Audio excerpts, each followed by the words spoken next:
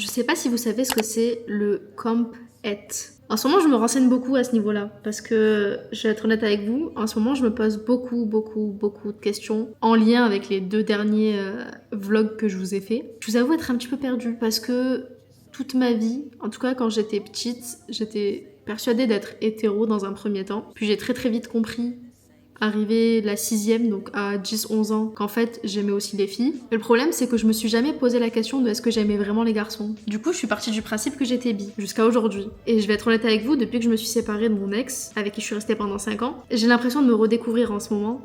Non, en fait j'ai l'impression de me découvrir, tout simplement. Parce que pendant très longtemps, j'ai pas été moi-même, sous tous les aspects. J'ai toujours vécu pour les autres, comme je vous ai déjà expliqué dans mes autres vlogs. Et là, je vous avoue que je pense que le fait d'avoir date une meuf, ça m'a fait un peu réaliser pas mal de choses. Parce que vraiment, je me pose sincèrement la question de ok, je suis sûre à 2000% que j'aime les femmes, que je suis attirée par les femmes. Le problème, c'est que je me demande sincèrement si je suis attirée par les hommes parce que je suis sincèrement attirée par les hommes, ou est-ce que je suis attirée par les hommes parce que c'est ce qu'on m'a appris depuis que je suis née.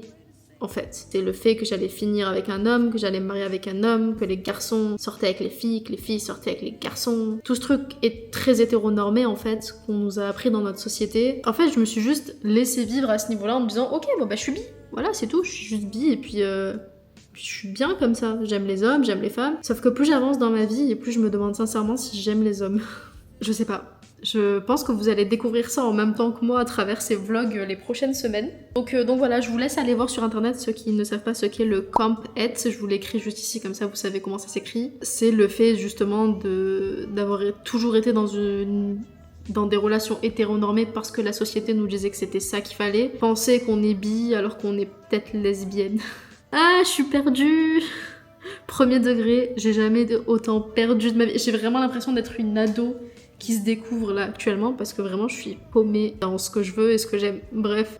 Ouais, je vous reprends juste après. En fait, je crois que ce qui m'effraie le plus dans l'idée que peut-être je sois pas vraiment bi mais que je sois lesbienne et que c'était du comvet du coup, c'est de me dire que autant les autres mecs avec qui j'ai été avant, je m'en contrefous, très honnêtement, désolée si certains de mes ex regardent ça, mais je m'en fous de ouf de ce qu'ils pensent, de ce qu'ils ressentent, de comment ils vont se sentir si un jour je faisais un coming out lesbien. Mais par contre, mon dernier ex en date avec qui je suis restée 5 ans, ça me ferait chier qu'ils se disent que au final je l'ai pas aimé, que j'ai pas été sincère avec lui.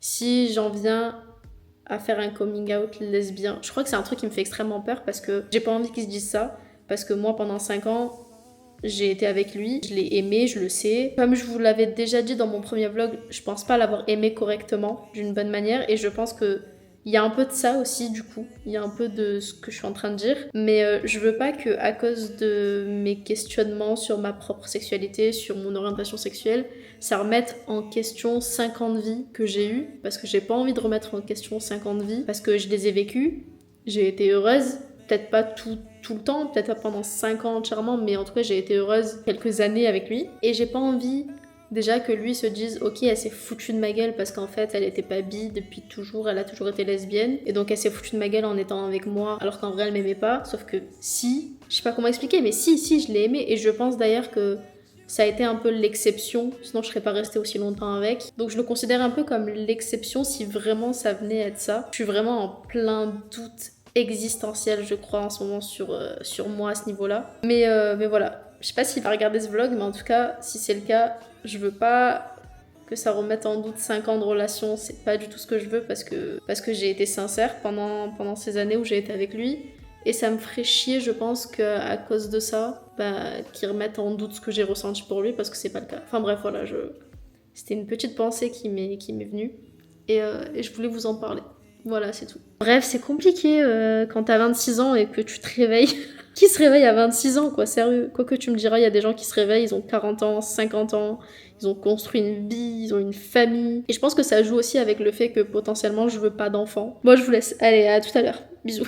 Enfin, à demain pour moi, à tout à l'heure pour vous. Ah oui, et autre chose aussi, parce que du coup, ouais, je vous reprends. Il y a aussi ce truc que j'ai pas envie que... parce que vous savez, on dit souvent que quand t'es bi, que ce soit pour une meuf ou un mec, hein, ouais, mais quand t'es bi, c'est juste une phase, c'est un entre-deux, parce que tu sais pas encore ce que t'es vraiment et tout, mais généralement, tu finis soit gay, soit lesbienne, tu restes pas vraiment bi. Et en fait, j'ai pas envie de donner raison aux gens qui pensent comme ça, parce que déjà, c'est de la biphobie, et que j'accepte pas qu'on soit biphobe, et de deux, parce que c'est pas forcément toujours le cas à 100%, juste que moi, je me pose énormément de questions, parce que j'ai un passif qui est assez compliqué, où j'ai jamais pu vraiment aller au bout de ma sexualité et savoir vraiment ce que je voulais, qui j'étais. Mais voilà, j'ai pas envie que ça donne raison aux gens qui sont biphobes et qui se disent ouais, de toute façon, être bi, ça existe pas, soit t'es gay, soit t'es lesbienne, soit t'es hétéro, y a pas de juste milieu. J'ai pas envie de donner raison à ces gens-là, donc ça me saoule encore plus. Ah, c'est con, hein, dit comme ça, mais vraiment, c'est ce que je ressens. J'ai pas envie de leur donner raison,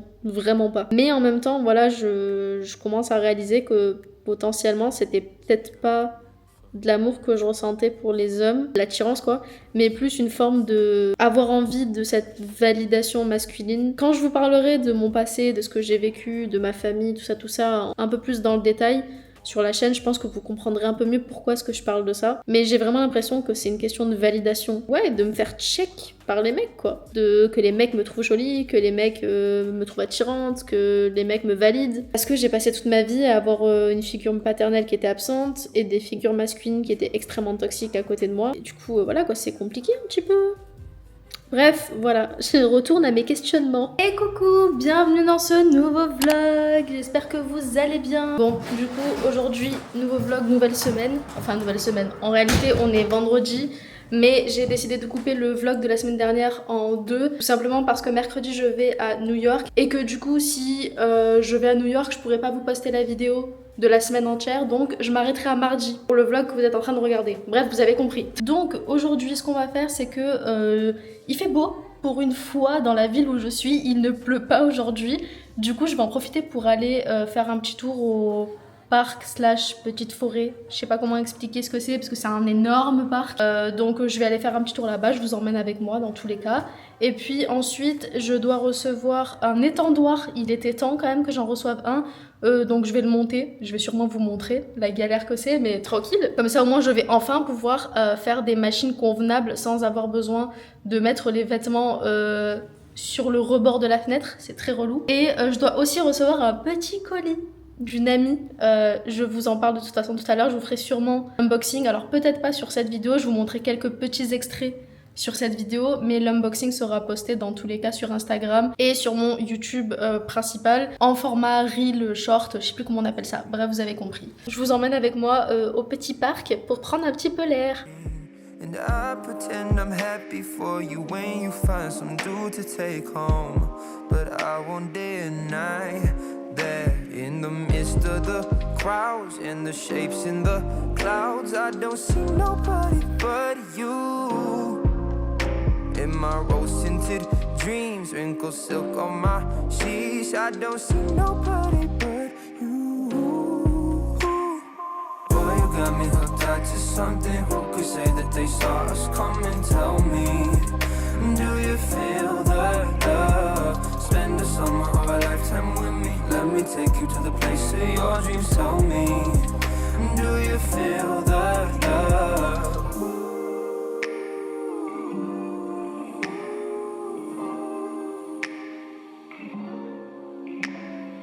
I could say I never unzipped those blue Levi's inside my head, but that's far from the truth.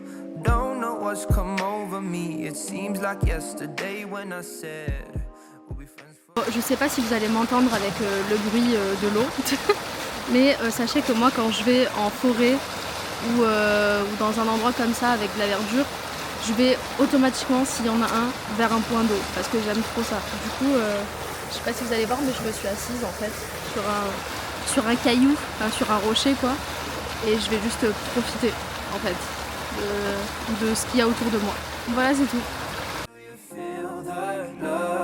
Spend the summer of a lifetime with me. Let me take you to the place of your dreams. Tell me, do you feel the love? Boy, you got me hooked on to something. Who could say that they saw us coming? Tell me, do you feel the love? Spend the summer of a lifetime with me. Let me take you to the place your dreams tell me. Do you feel the love? Do you feel the love? Do you feel the love? Do you feel the love? Puis généralement ce que je fais aussi, c'est que quand je vais dans ce genre d'endroit, genre en forêt, dans un parc, tout ça, j'éteins mon téléphone. Alors là pour le coup je peux pas le faire parce que je dois recevoir des appels pour mes colis, donc je peux pas l'éteindre. Mais en règle générale quand je viens dans ce genre d'endroit, téléphone éteint et je le regarde pas jusqu'à ce que j'ai décidé de partir. Je m'impose pas genre oh je reste 1 heure, 2 heures, non non. Je reste le temps que j'ai besoin et quand je vois que ça y est, genre j'ai envie de rentrer, bah je rentre. Du coup voilà. Ah oui et pas de musique, rien pour me distraire. Là j'ai mis mon casque pour l'aller. Enfin pour la route, mais j'écoute pas de musique, rien du tout, genre juste je me concentre sur ce qu'il y a autour de moi. Je me concentre aussi sur mes sens, c'est bizarre je sais ce que je dis mais j'écoute, je sens les odeurs, je regarde ce qu'il y a autour de moi, je me concentre vraiment sur ça parce que je trouve que c'est le plus important quand tu vas dans ce genre de lieu. C'est vraiment de kiffer en fait et pas te prendre la tête, c'est le fait de te vider la tête et d'enlever le stress. Donc voilà, j'espère que vous m'entendez, sinon je vous sous-titrerai hein, mais en tout cas voilà.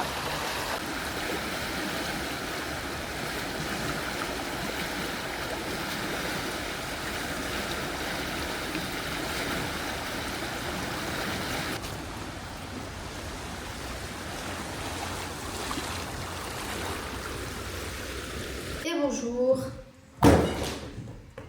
Bon, j'ai reçu mon colis pour mon étendoir. Du coup, je vais le monter et vous allez être avec moi.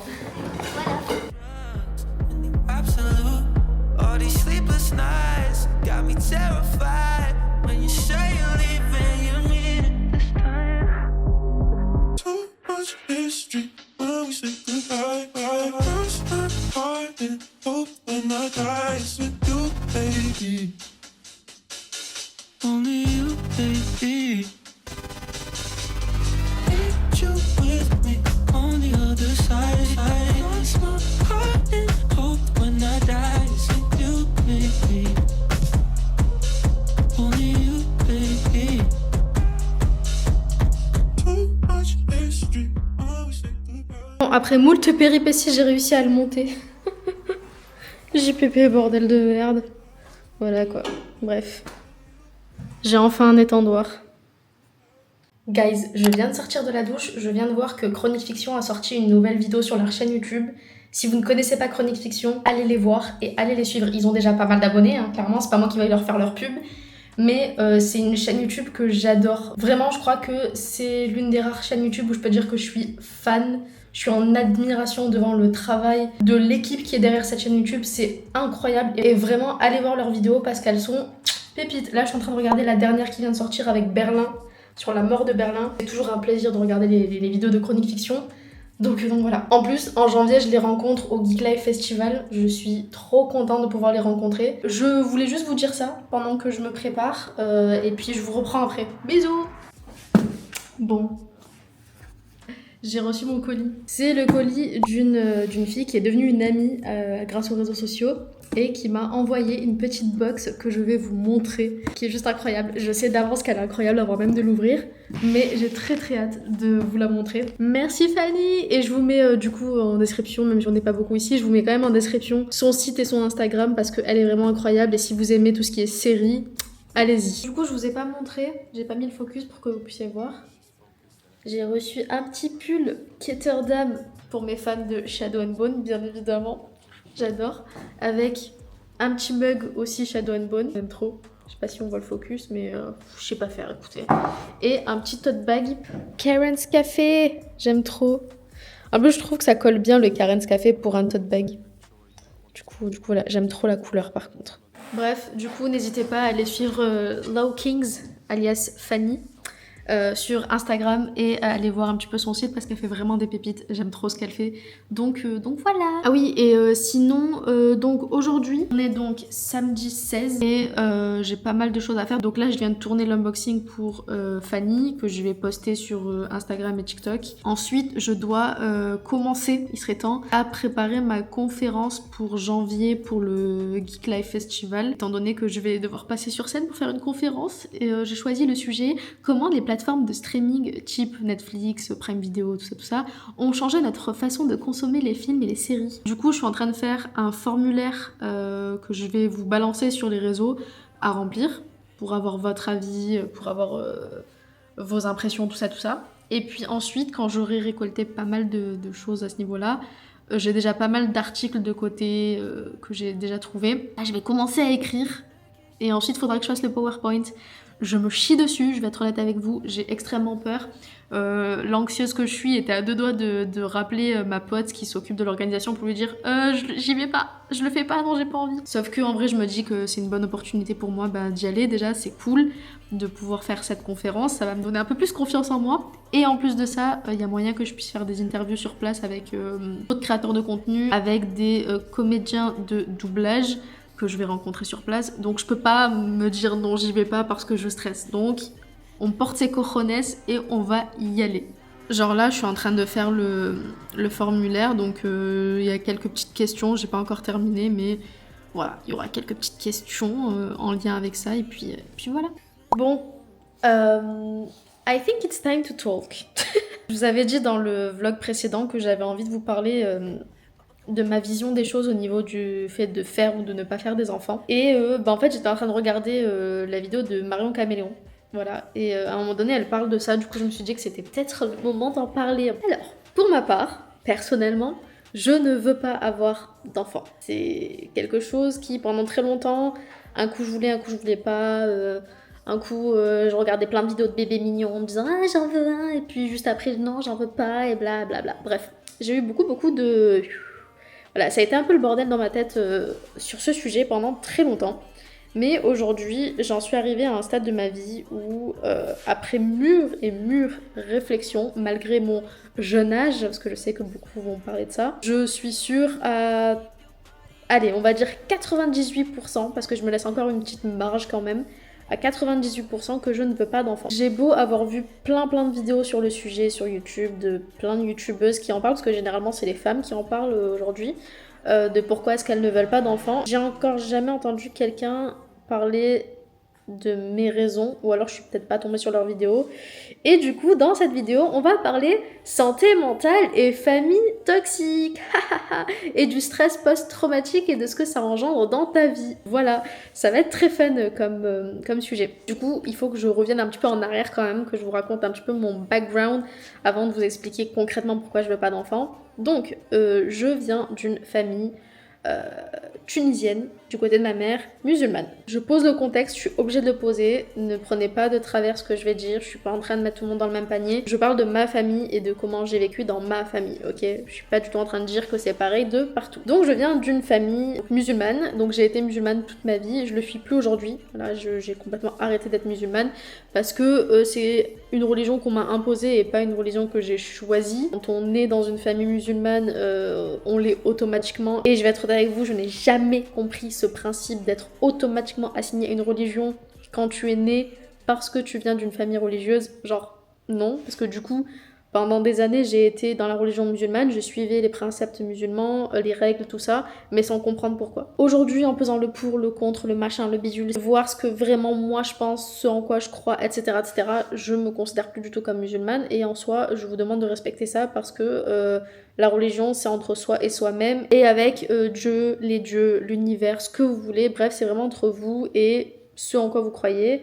Et moi j'ai un petit peu du mal avec ce truc du t'es religieux et tout le monde a le droit de dire ce qu'il veut sur ta religion. Non et non. La religion ça regarde que soi et soi-même. Bref, je vais fermer la parenthèse sur ce point là parce que c'est pas le sujet, mais voilà. Donc j'ai grandi toute ma vie dans une famille qui pour elle c'était logique que je finisse un jour par me marier avec un homme et que j'ai des enfants. C'était logique, c'était tout tracé, c'était comme ça. Et ne prenez aucune corrélation entre ce que j'ai dit juste avant sur la religion et ce que je vais dire maintenant, ça n'a rien à voir, d'accord? Ça n'a rien à voir avec la religion. Voilà, c'était vraiment une parenthèse pour vous expliquer. Mais j'ai vécu dans une famille extrêmement toxique et maltraitant. Alors quand je dis famille, je fais pas référence à toute ma famille, même si la plupart sont très toxiques, mais on va dire que c'est les schémas de répétition de famille en fait, et de transgénérationnel qui s'est formé au fur et à mesure des années. Je reparlerai de transgénérationnel une prochaine fois. Si je viens à parler de spiritualité sur la chaîne, c'est pas le sujet, mais voilà, pour ceux qui savent ce que c'est, vous savez. Et en fait, donc j'ai vécu avec un père qui était là jusqu'à mes 9 ans, mais qui était pas vraiment là parce qu'il avait un travail qui faisait qu'il était là que les week-ends. Donc quand j'étais petite, mon père je le voyais que les week-ends, et quand il y a eu le divorce, je l'ai quasiment plus vu jusqu'à aujourd'hui. J'ai repris contact avec mon père il y a pas très longtemps, il y a quelques années, à l'âge adulte en fait, et je m'entends très bien avec lui, je m'entends très bien avec la famille du côté de mon père, donc de ce côté-là, franchement j'ai rien à dire, je vais même pas parler trop de ça, juste que voilà, dans mon enfance, mon père était absent. C'est important de le dire, en fait, de le souligner, parce que c'est ce qui a fait partie de ma vie. Et pour ce qui est de ma mère, on va dire que du côté de ma mère, j'ai eu une mère extrêmement négligente, qui ne pensait qu'à elle, qui était extrêmement égoïste, qui aimait ses enfants pour qu'on l'aime en retour. Enfin, je sais pas comment expliquer, mais c'est le genre de femme qui fait des enfants pour recevoir de l'amour et de la gratitude. Voilà, c'est pas quelqu'un qui fait des enfants pour faire des enfants, pour l'amour des enfants, pour l'amour d'une famille. Non, elle fait ça de façon très égocentrée et très égoïste. Pour vous dire, elle a fait 4 enfants parce qu'elle voulait absolument une fille et que les 3 premiers étaient des garçons. Faut le faire quand même. Faut le faire, bref. Encore une fois, c'est ma vision des choses, mais je trouve ça ridicule de faire 4 enfants juste pour avoir une fille. Et au final, elle a été extrêmement déçue de moi. Mais ça, c'est une autre chose, on en reviendra peut-être plus tard. Et bref, donc ma mère était extrêmement négligente, elle ne vivait qu'à travers elle. Je vais pas rentrer dans tous les détails parce que ça sert à rien, mais en tout cas voilà, au niveau de ma mère c'est ça. Et du coup j'ai eu 3 grands frères, le plus vieux avec qui je me suis toujours très bien entendue, mais qui était un petit peu le mouton noir de la famille, donc je n'ai pas vu énormément dans ma vie parce qu'il a quitté le noyau familial très vite, ou plutôt on l'a dégagé du noyau familial très vite, parce qu'il rentrait pas dans les cases, et que ça faisait pas plaisir à ma mère, donc quand ça fait pas plaisir, oust, ciao. Et les 2 autres, celui du milieu, c'est une plante verte. Pourtant, j'ai toujours eu une très bonne relation avec lui, mais c'est un suiveur et une plante verte qui fait tout ce qu'on lui dit de faire comme un petit toutou. On adore. Si regarde cette vidéo, réveille-toi. Bref. Et le dernier, parce que c'est surtout de lui dont on va parler, le dernier, donc le plus petit de mes grands frères, eh bien, était extrêmement maltraitant avec moi. Je suis désolée, trigger warning, on va parler de maltraitance physique, verbale, émotionnelle, psychologique, tout ce que vous voulez. Donc si c'est un sujet qui vous met mal à l'aise, je vous recommande de skip toute la partie où je vais parler de ça, parce qu'on va parler de maltraitance une bonne partie de cette vidéo. Bref, donc je disais, mon frère, donc le plus petit des grands frères, était extrêmement maltraitant avec moi depuis mes 6 ans, depuis que j'ai l'âge de 6 ans. En vrai, c'est du plus loin que je me souvienne, parce que c'est juste que c'est les premiers souvenirs que j'ai, c'est ceux-là. Et j'avais à peu près 6 ans, j'ai pas de souvenirs avant mes 6 ans, donc je ne pourrais pas parler d'avant. Mais en tout cas, je sais qu'à partir de mes 6 ans, il a été extrêmement violent avec moi, que ce soit verbalement, psychologiquement et surtout physiquement. Donc je me faisais battre assez souvent par mon frère. Dès qu'il était énervé, dès que j'avais fait quelque chose qui lui plaisait pas, dès que j'avais osé exprimer mes émotions, donc négatives, dès que je pleurais, dès que j'étais en colère, dès que ça lui plaisait pas, dès que ça lui pétait en fait, ou juste quand il était pas d'humeur, voilà, et que j'étais un petit peu son punching ball. Bref, on adore. Aujourd'hui c'est loin derrière moi et je vais très bien dans ma vie. Merci d'avoir toute cette famille, parce que du coup j'ai coupé les ponts avec eux, mais aujourd'hui rassurez-vous, je vais bien. J'ai évidemment forcément des séquelles psychologiques par rapport à ce que j'ai vécu, donc stress post-traumatique, troubles et j'en passe, mais on y reviendra un peu plus tard, dans la partie enfant du coup, mais en tout cas voilà, j'ai vécu une vie où j'étais dans la peur constante dans ma famille. J'ai commencé à développer aussi des problèmes de santé physique qui étaient en réalité psychosomatiques, donc j'avais des douleurs atroces au genou depuis petite, et en fait en grandissant je me suis vite rendu compte que c'était très psychosomatique et que c'était en lien avec mon corps qui était en stress en permanence et qui du coup évacuait avec la douleur. Et en fait, arrivé à l'adolescence, c'était de pire en pire en fait. Plus les années passaient et plus il devenait de plus en plus violent, parce qu'il prenait confiance en lui et en ses gros biceps, parce qu'il faisait de la boxe et tout le bordel. Et du coup, j'étais un petit peu le punching ball sur lequel il boxait de temps en temps. Et bref, et du coup, à l'adolescence, j'ai développé des problèmes cardiaques, oui c'est comme ça qu'on dit, je sais pas, bref. J'ai eu des petits soucis cardiaques, j'ai développé de la tachycardie qui était forcément en lien avec l'anxiété et le stress post-traumatique. Il n'y a pas eu que ça qui a déclenché mes stress post-traumatiques, il y a eu ma famille, mais il y a eu d'autres choses aussi à côté dont je parlerai pas forcément ici.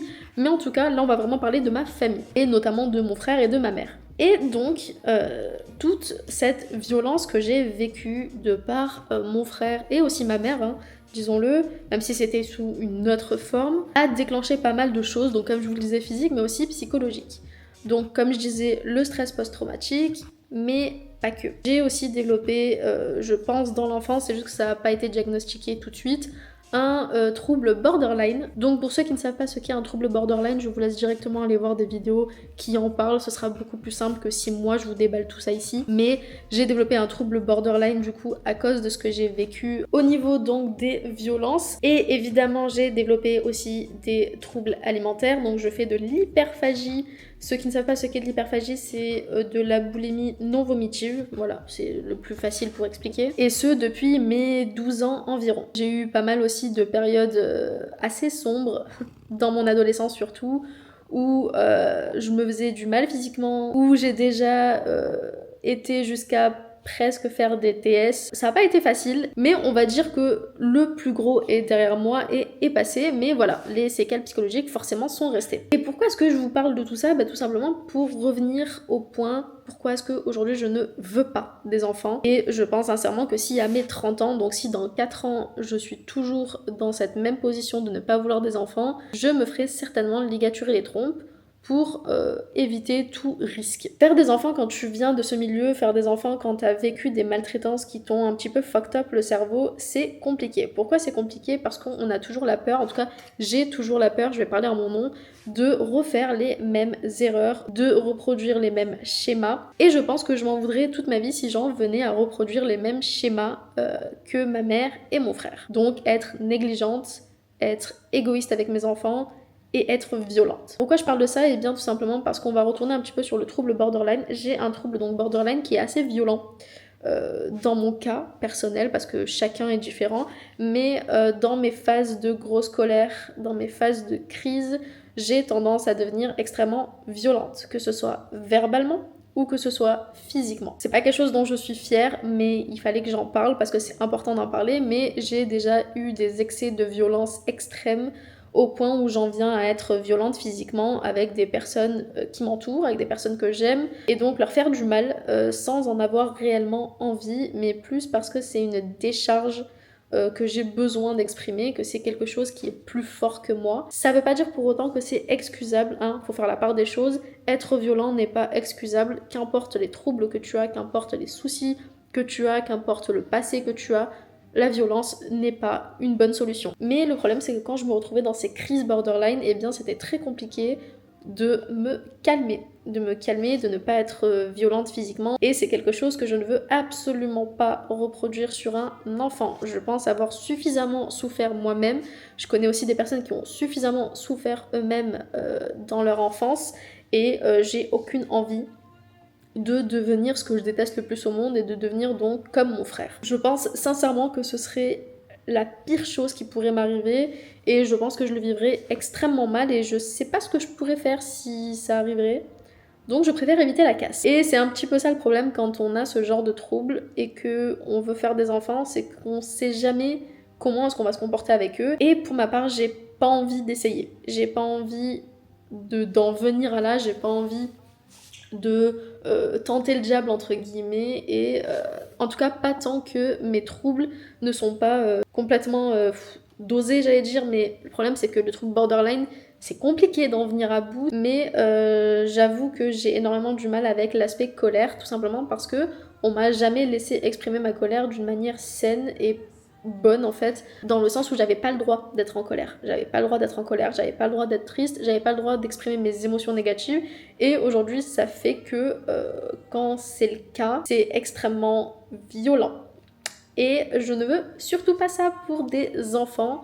Vraiment, je sais pas ce que je ferais si un jour j'en venais à taper un enfant. Voilà, je vais pas rentrer dans ces détails-là, mais en tout cas, c'est quelque chose que je veux pas. Et du coup, oui, il y a tout cet aspect, je veux pas d'enfants parce que on est déjà beaucoup sur la planète, parce que c'est un acte qui est extrêmement égoïste de faire des enfants. Et ça, je l'ai vraiment vécu avec ma mère qui, elle, pour le coup, a vraiment été égoïste en faisant des enfants. Oui, il y a tout cet aspect-là, évidemment, que je prends en compte, mais c'est pas les raisons pour lesquelles moi je ne veux pas d'enfants. Parce que mes raisons, elles sont bien plus axées santé mentale. Et je ne veux surtout pas refourguer à des enfants mon passif, ma famille, mes problèmes, mes troubles, mon transgénérationnel. No way. Bref, du coup, voilà, c'est pour ça que je voulais un petit peu vous en parler. Dites-moi en commentaire, vous, si vous avez des passés similaires, si c'est la même chose pour vous, ou si au contraire, vous avez eu cette envie, au contraire, de faire des enfants pour pouvoir un petit peu changer la donne et changer ces schémas-là. Je sais que généralement, c'est soit l'un, soit l'autre. Soit on veut pas du tout d'enfants, soit on en veut pour pouvoir changer les choses. Mais pour ma part, je ne pense pas que je serais capable de changer les choses. Et en plus de ça, alors c'est le cas aujourd'hui, je sais pas si ce sera le cas dans 10 ans par exemple, mais je suis quelqu'un qui est de base égoïste, je le sais. J'ai des choses qui sont très égocentrées, égoïstes de ma part, et je n'ai pas envie d'avoir de responsabilité. J'ai envie d'être responsable uniquement de moi-même. Je trouve que c'est suffisamment fatigant comme ça, surtout quand on a un passif comme le mien, des troubles comme les miens. C'est déjà très très fatigant de s'occuper de soi-même dans ces moments-là. C'est aussi très fatigant de rester tout le temps positif, de penser positif. J'ai des phases où ça va pas du tout et des phases où je suis en complet down. Là en ce moment ça va parce que je suis dans une phase montante. Mais voilà quoi, je sais que la phase descendante va forcément arriver à un moment donné et je me dis, est-ce que j'ai vraiment envie d'avoir un petit être avec moi dans les moments où je suis en down? Et c'est tout sauf ce que je veux. Et en plus de ça, avec tout ce que je vous ai dit juste avant dans le vlog par rapport à mes questionnements sur ma sexualité, sur le fait de savoir si je suis vraiment bi ou si je suis lesbienne, il y a aussi tout cet aspect-là qui rentre en jeu, dans le sens où je me verrais pas du tout avoir un enfant avec un homme. Ça c'est... de toute façon, je me verrais pas du tout me remettre avec un homme comme je vous l'ai dit, mais alors avoir un enfant avec un homme, ce serait impossible pour moi. Parce que qui dit avoir un enfant avec un homme, et je suis désolée, vraiment, je déteste faire ça, mais oui, je vais vous mettre un petit peu dans le même panier, messieurs. Mais faire un enfant avec un homme, ça veut dire faire un enfant seul, en fait. Dans le sens où vraiment, les hommes sont pas très présents pour leurs gosses. Après, c'est peut-être à cause de moi ce que j'ai vécu, mais généralement, ils savent pas trop des choses sur toi. Ils font même pas semblant de s'intéresser à toi, à ce que tu fais, à ta date de naissance, à qui est ton prof, et tout le tralala autour de ça. Et honnêtement, si avoir un enfant, ça veut dire m'en occuper exclusivement pendant que papa joue avec les gosses à la console, non merci, c'est hors de question. C'est hors de question que j'ai ce rôle-là. Donc déjà avec un homme, c'était juste hors de question que j'ai un enfant. Maintenant avec une femme, moi en tout cas j'en aurais pas. Moi en tout cas je ne donnerais pas la vie, ça c'est clair et net. Enfin, je sais pas comment expliquer, mais je suis pas sûre de savoir donner ce qu'il faut à un enfant. Émotionnellement parlant, physiquement parlant, tout parlant. Bref, voilà. J'ai 26 ans, je suis à 98% sûre de mon choix. Maintenant, je me laisse encore 4 ans devant moi pour bien y réfléchir, parce que on sait jamais. J'ai pas envie de me dire oui, non, je suis sûre et je reviendrai jamais en arrière. Non, c'est faux, il y a moyen que, qui sait, peut-être que dans 4 ans, ma vie sera tellement différente de celle d'aujourd'hui. Peut-être que mes problèmes de santé au niveau mentaux seront bien derrière moi et que du coup, mon avis aura changé. Mais en tout cas, pour l'instant, c'est pas le cas et je vais être honnête, je ne pense pas que je changerai d'avis. Du coup, voilà, j'avais quand même envie de vous en parler.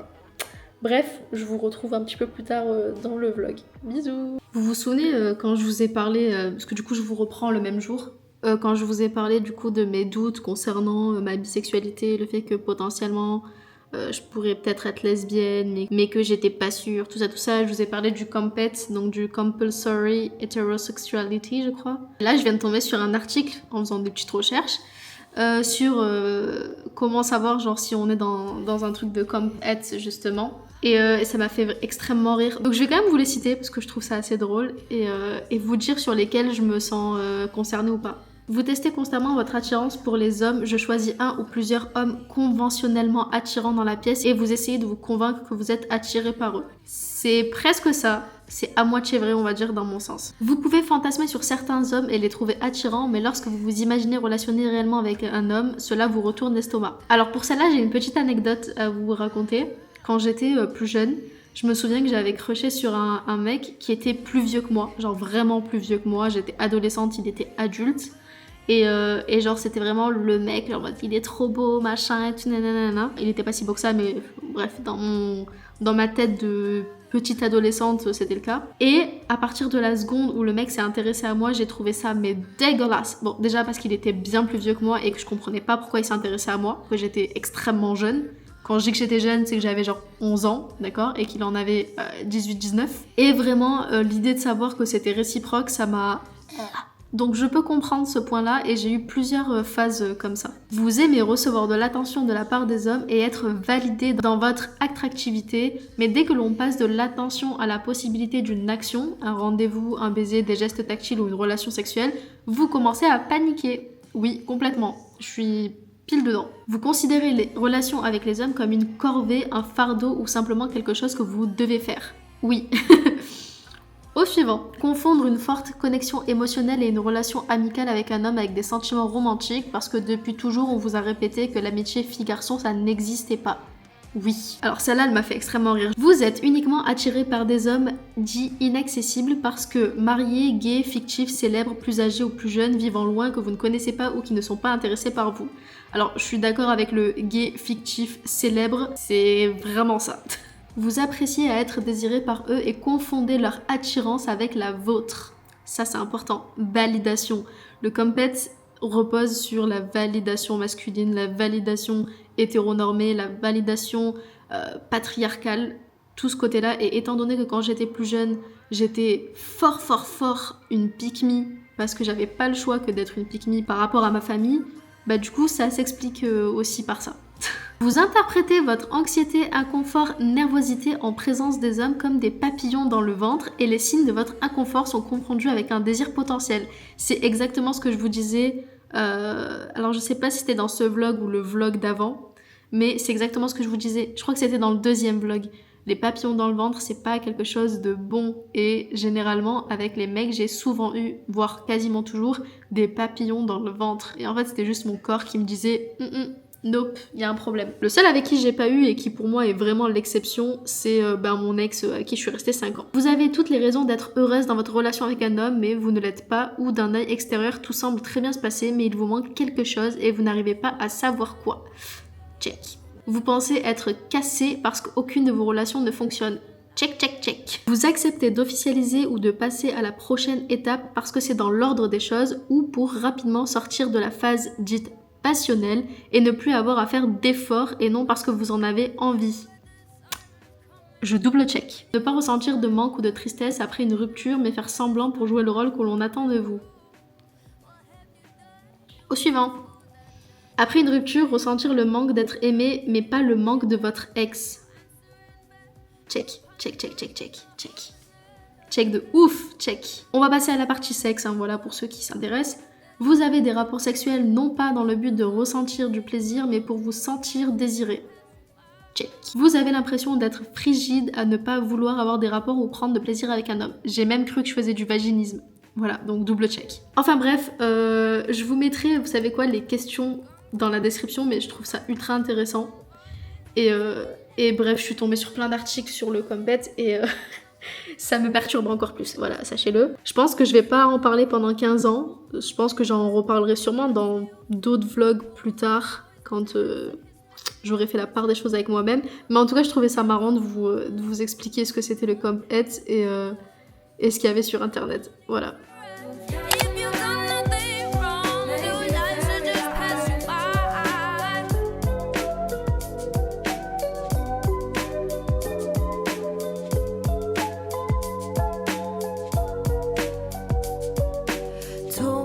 shadow as you're getting off the bus. Shadow shows no emotion, so what's even the fuss? But the face on your boy casts a darker picture of the red-handed act he's gonna whisper.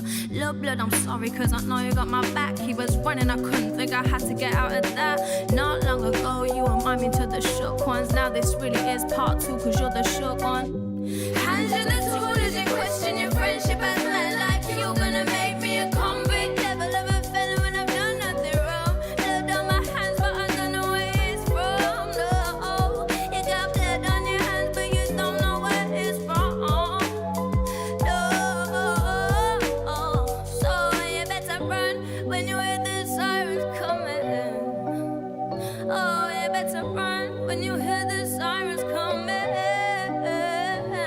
Don't run when you hear the sirens coming. Better run when you hear the sirens coming.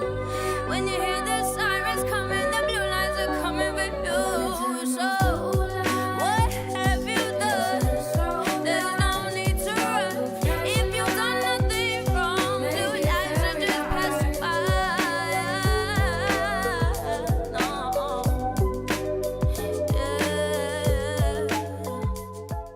Hey. Bon, on est dimanche 17 décembre.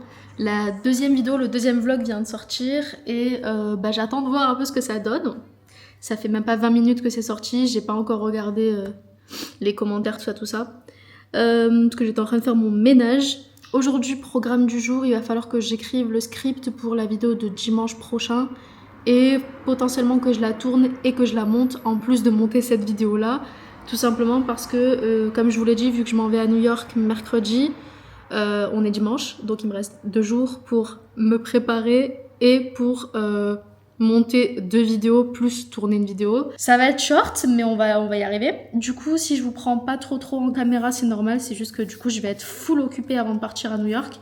Et puis de toute façon, le sujet que je voulais aborder dans ce 3e vlog, j'en ai déjà parlé avant.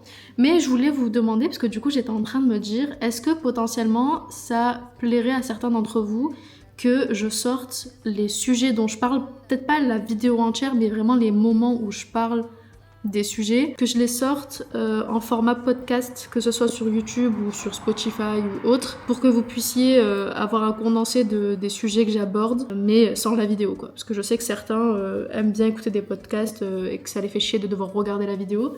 Donc je me dis, vu que mon format s'y prête, autant le faire aussi en podcast. Donc dites-moi si ça vous intéresse que je vous sorte les moments où je parle, mais en format podcast. Voilà. Bref, je retourne travailler et je vous reprendrai sûrement tout à l'heure avant de couper ce vlog-là. Bisous. You know, Sarah, whenever I see bad mind, before you come my way, make sure you think twice. Look into my eyes, but I can never see eyes. I can point a gun, but you know I could never lie. Come through, I can show you something you can... Premier degré, j'aime trop les vlogs de Jill. Je sais, je vous en ai déjà parlé la semaine dernière, mais je vous l'ai dit, hein, le dimanche, c'est ma journée YouTube. Et la première vidéo que je regarde le dimanche sur YouTube, c'est la vidéo de Jill. C'est un passage obligatoire pour moi. Donc voilà. Bon, les amis, je pense que je vais arrêter le vlog ici. On est que dimanche. Je sais, j'étais censée filmer encore jusqu'à mardi. Mais étant donné que je vais être full occupée, comme je vous l'ai dit juste avant, je risque de pas trop filmer. Donc autant vous dire au revoir dès maintenant. En plus de ça, le vlog est suffisamment long, je pense. Il dure plus de 40 minutes. Donc voilà. Je vous retrouve du coup, moi, la semaine prochaine pour un nouveau vlog. Et pour ceux qui veulent voir un petit peu comment ça s'est passé à New York, eh bien, il faudra aller directement sur ma chaîne principale la semaine prochaine. Bref, je vous fais plein de bisous. N'hésitez pas à vous abonner si la vidéo vous a plu et à mettre un petit pouce en l'air. Et puis, pour ma part, je vous dis à dimanche prochain. Bisous!